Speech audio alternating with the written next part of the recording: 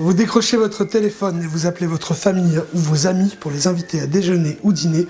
Je vous propose une blanquette de veau revisitée à tomber par terre. Pas de riz, mais des légumes croquants et une sauce. Oh, oh. On attaque tout de suite. Une recette qui va se passer en 3 étapes. Tout d'abord, la préparation de notre bouillon et la cuisson de notre viande. Ensuite, la préparation de nos légumes croquants. Et enfin, cette sauce divine avant de pouvoir dresser le tout. Prenez les 4 gousses d'ail et écrasez-les avec le plat d'un couteau. Coupez l'oignon en 2, sans l'éplucher, et placez-y un clou de girofle sur chaque moitié. Après avoir épluché et coupé vos 2 carottes en tronçons de 3 à 4 cm, prenez les 2 verres de poireaux et vous coupez en tronçons également de 4 cm. Ensuite, vous les passez sous l'eau. Je viens de séparer entièrement le dernier verre de poireaux et de le laver avec la dernière feuille ici. Hop là, j'en coupe une petite bandelette. Je prends ce qui me reste, je coupe en 2. Et au centre de cela, je viens rajouter les branches de thym, les feuilles de laurier, je casse en 2. Et avec ma bandelette, je viens ici faire un petit nœud. Et voilà, on se retrouve sur le plan de cuisson pour préparer la viande et commencer le bouillon.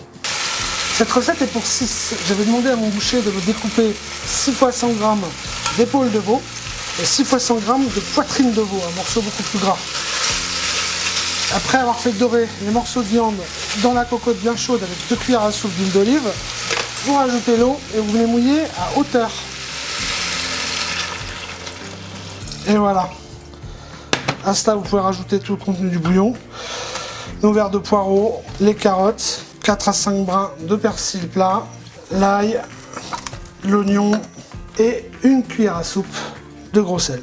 Il ne vous reste plus qu'à fermer la cocotte et laisser cuire à feu doux sans jamais faire bouillir pendant 2h30.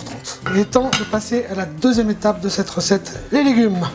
J'ai déjà épluché mes carottes, équeuté les haricots verts et également épluché la base de mes asperges dans un départ d'eau froide salée.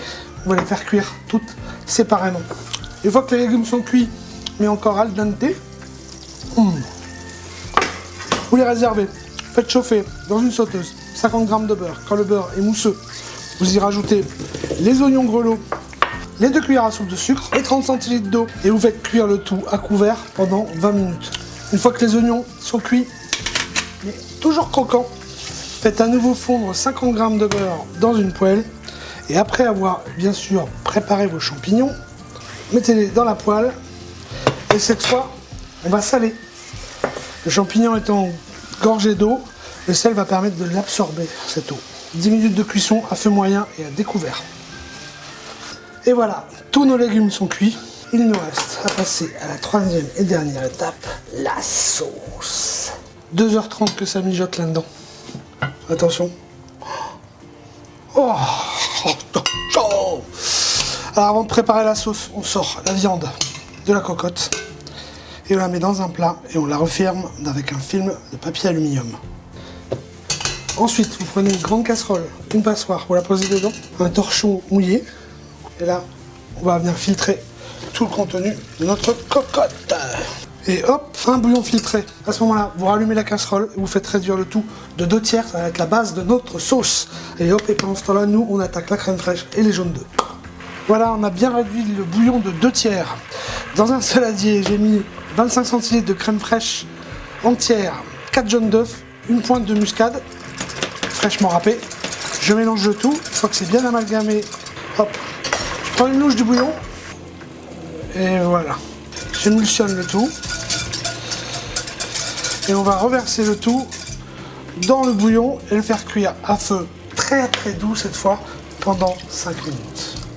Il me reste à la salée, à la poivrée, à y mettre le jus d'un citron. Voilà, après avoir fait réchauffer la viande dans la sauce tout doucement, les légumes au beurre tout doucement également, et voilà, il vous suffit de dresser, napper la viande de sauce, et puis vous régalez, hein. Une recette que vous retrouverez dans le site d'Envie de bien manger, mais aussi dans le livre d'Arthur Lequesne, La cuisine c'est aussi de la chimie, que je vous recommande parce que ça c'est une mine d'or, une mine d'informations et ça vous fait repenser la cuisine autrement. A bientôt en cuisine. Bye bye.